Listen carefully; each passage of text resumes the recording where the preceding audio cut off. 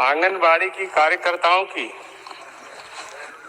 देश में बहुत सारी ऐसी महत्वपूर्ण और संवेदनशील योजनाएं जो सरकार के माध्यम से ग्रामीण क्षेत्रों में बच्चों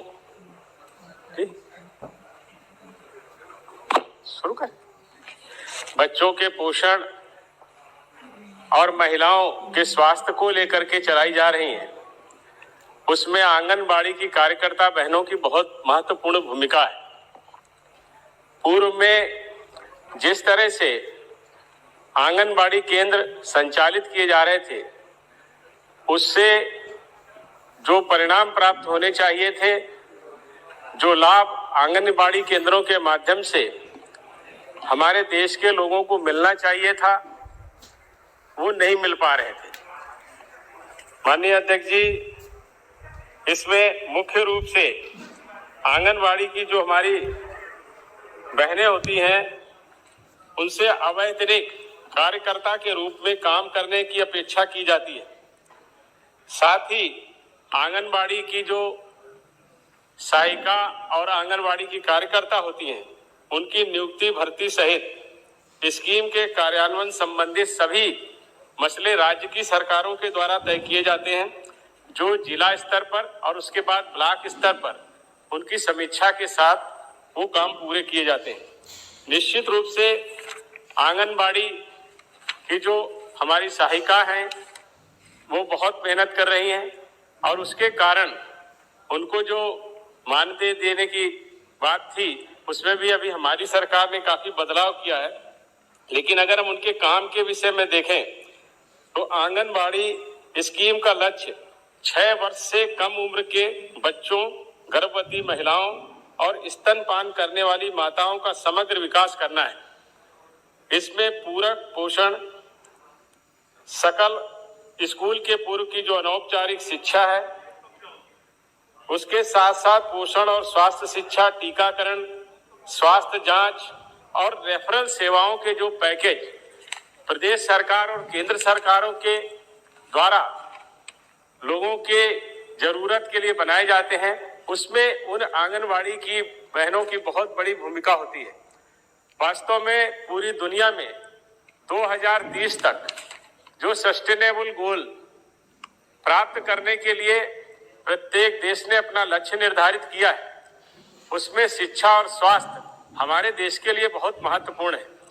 और चूंकि ये हमारा देश गांवों का देश है और यहाँ पर गांवों तक शिक्षा के लिए लोगों को जागरूक करना और पोषण के प्रति लोग जागरूक हों, संवेदनशील हों और समय पर पोषण के कार्यक्रमों को चलाएं भी, लाभ भी लें और किस तरह से उनको बच्चों का पालन पोषण करना है। उसके साथ साथ महिलाओं के स्वास्थ्य के लिए, उनमें जो ज्यादातर महिलाएं एनेमिक होती हैं, उनको स्वास्थ्य संबंधी जानकारी देना, जो छोटे बच्चे हैं उनके जो टीकाकरण के हमारे कार्यक्रम होते हैं, जो 7 ऐसी गंभीर बीमारियां हैं जिनके टीकाकरण के माध्यम से बच्चों को स्वस्थ रखने की एक बड़ी चुनौती हमारे देश में थी, उसमें आंगनबाड़ी की जो हमारी सहायिकाएं हैं, कार्यकर्ता हैं, उनकी बहुत बड़ी भूमिका है। और निश्चित रूप से जिस तरह से वो 6 ये काम कर रही हैं, हमारी जो पहले हमारी सरकारें थी उस समय बहुत विशेष ध्यान इस पर नहीं जा पाया, क्योंकि उस समय ऐसी बात भी नहीं थी। लेकिन 2018 में आंगनबाड़ी केंद्रों की जो सहायिकाएं थी, उनका प्रतिमाह मानदेय 3000 से बढ़ा के 4500 रुपया किया गया है। उसके साथ ही साथ हमारी जो सहायिकाएं होती हैं, उनको 2250 रुपया जो मिलता था, जो 2250, उसको 3500 रुपया किया गया है। साथ ही साथ सरकार ने अन्य अनेक तरह के मानदेय भी आंगनबाड़ी की कार्यकर्ताओं को देने का काम किया है और उन योजनाओं को स्वीकार किया है। लेकिन वास्तव में आजकल के युग में 4500 रुपया भी जिस तरह की वो सेवा कर रही हैं और जिस तरह से वो गांवों में जाकर के कामकाज कर रही हैं, इसके लिए उनको अधिक मानदेय मिलना चाहिए। ये अभी मैं इस पर भी बात करूंगा, क्योंकि ये एक बहुत बड़ा कार्यक्रम है। हमारे देश में लगभग 14 लाख ऐसे आंगनबाड़ी के केंद्र हैं जिसमें आंगनबाड़ी की कार्यकर्ती काम कर रही हैं और उन्होंने उसको निरंतर ऐसे प्रयास करके गांवों में अपनी उत्तम सेवाएं भी दी हैं। हालांकि यह भी तय है कि जो ये हमारी जो योजनाएं हैं ये बहुत ही इस तरह की योजनाएं हैं जिनका व्यापक प्रभाव पड़ता है, जिसका अभी हम लोगों ने देखा भी है। जिस तरह से हमारे प्रधानमंत्री जी ने 1000 दिन का पोषण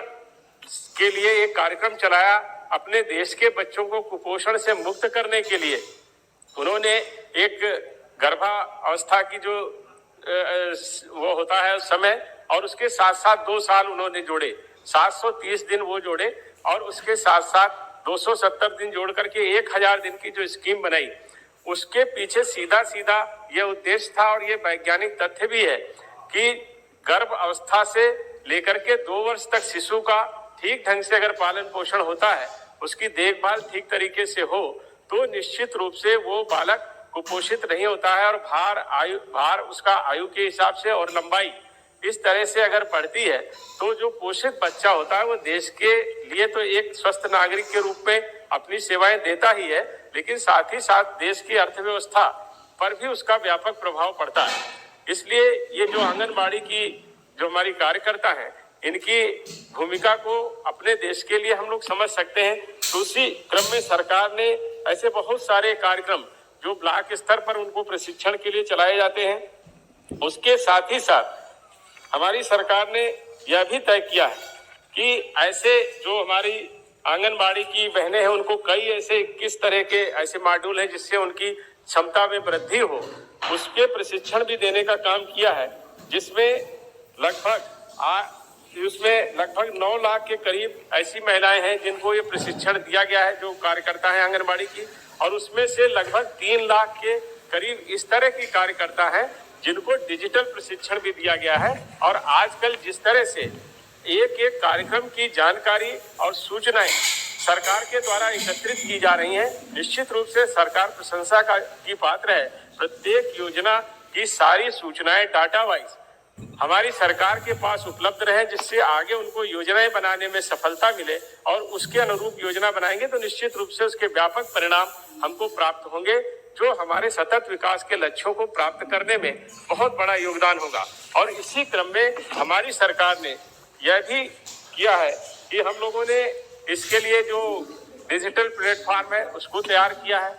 ऐसी आंगनबाड़ी की जो हमारी कार्यकर्ता साथी हैं उनको डिजिटल फोन, स्मार्टफोन भी दिए गए हैं और उनसे ये अपेक्षा की गई है कि वो गांव में जहां जहां पर जाएंगी वहां पर वो डाटा एकत्रित करेंगी, बच्चों की आयु के अनुसार उसका भार, उसकी लंबाई, ऐसे महिलाओं के स्वास्थ्य के विषय में, टीकाकरण के विषय में लोगों को जाकर के जागरूक करेंगी और उन सारी योजनाओं को जो भारत सरकार का हमारा ऐप है उस पर फीड करेंगे, जिससे यहाँ पर सारी सूचनाएं एकत्रित होंगी। तो निश्चित रूप से एक तरह से आप देखें कि गाँव में जिस तरह का काम हमारी आंगनबाड़ी की बहनें कर रही हैं वो निश्चित रूप से एक ऐसा काम है जिसकी प्रशंसा भी होनी चाहिए और उसके अनुरूप उनको सुविधाएं भी देने का काम हमारी सरकार को करना चाहिए, यह भी जरूरी है।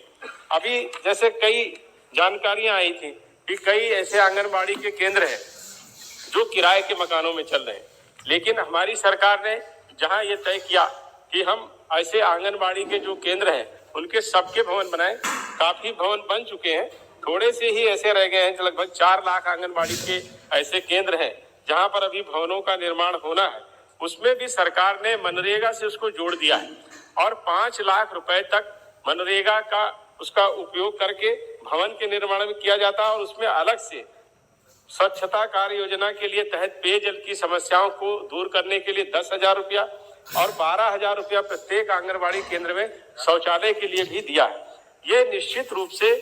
सरकार की तरफ से ये प्रयास किया जा रहा है कि आंगनबाड़ी के लिए ठीक ठाक और अच्छे भवन हर जगह पर उपलब्ध हो जाएं। और इसके लिए उन्होंने यह भी कहा है कि अगर जहां कहीं पर भी जमीन नहीं उपलब्ध हो, अधिक जोखिम वाली गर्भवती महिलाएं हैं, दूध पिलाने वाली माताएं हैं, ऐसे जो स्तनपान करने वाली माताएं, इनकी गहन निगरानी का काम भी हमारी आंगनबाड़ी की कार्यकर्ता कर रही है और उसके अनुरूप जो आवश्यकता होती है, जैसी हमारी सरकार की योजनाएं हैं या राज्य सरकार की योजनाएं हैं या ब्लॉक स्तर पर कार्यक्रम चलाए जा रहे हैं, उन सब में भी वो अपनी तरह से योगदान दे करके ऐसी खाद्य सामग्री जो कैलोरी और प्रोटीन कि जिसमें मात्रा इस तरह की हो जो कुपोषण से बच्चों को मुक्त करे। ऐसी सारी व्यवस्थाएं और आहार भी उपलब्ध कराने का काम उन्होंने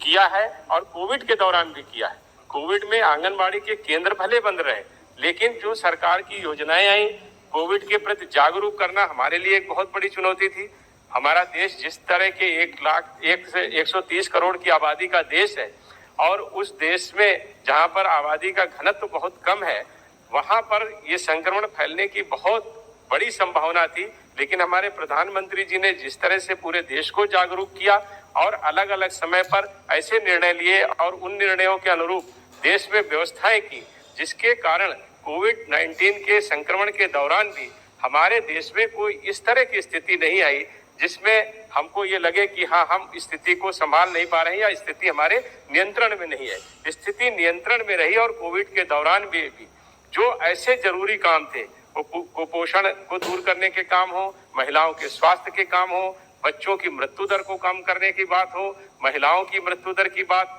पर भी काम हुआ और उसके साथ साथ संस्थागत प्रसव भी हो। इन सारी योजनाओं के संबंधित जो भी जानकारियां हैं और जो हमें वस्तुएं वहां पहुंचानी है, जो दवाएं पहुंचानी है, उनको पहुंचाने का काम और उसके साथ साथ टीकाकरण के प्रति भी लोगों को जागरूक करने का काम आंगनबाड़ी की हमारी स्वास्थ्य कर्मियों ने किया है। और एक तरह से आप देखें तो पहले जो आंगनबाड़ी का रूप था, पहले तो लोग आंगनबाड़ी के विषय में जानकारी ही नहीं रखते थे। अब तो 2 मंत्रालयों से सीधे स्वास्थ्य मंत्रालय की बहुत सारी योजनाएं भी आंगनबाड़ी केंद्रों के माध्यम से चल रही हैं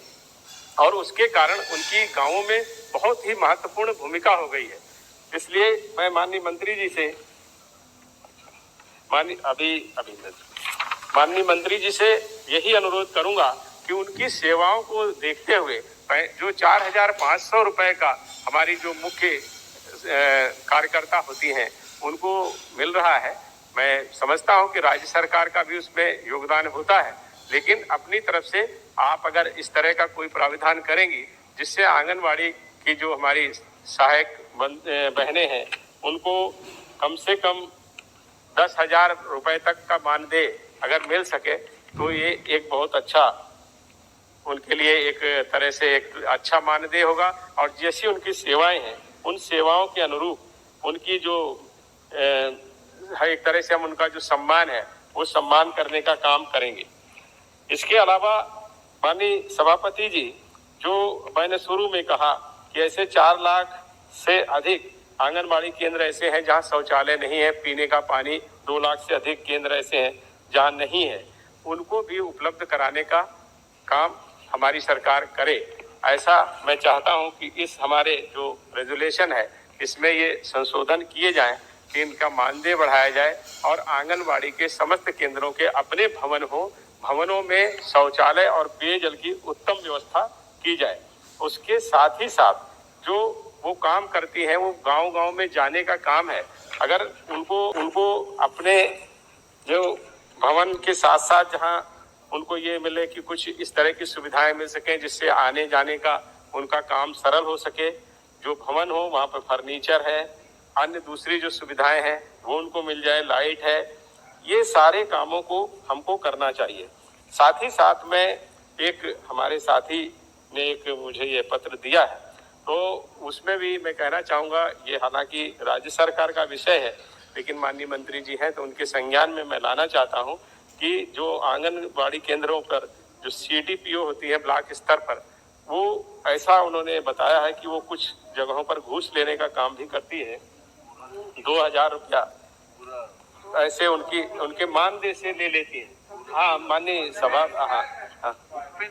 अच्छा, इस तरह का घूस लेती है तो भ्रष्टाचार के पर भी लगाम लगे और निश्चित रूप से जैसा उनका काम है और जहां से वो निकल करके आती है, जिस तरह के कामों को करती हैं, तो इसकी संभावनाएं तो हैं और इन संभावनाओं को देखते हुए भ्रष्टाचार खत्म हो और आंगनबाड़ी की जो सेवाएं हैं, जिस तरह का उनका काम है, उससे उनके सम्मान के साथ साथ उनको भ्रष्टाचार से भी मुक्त करने का काम करना चाहिए।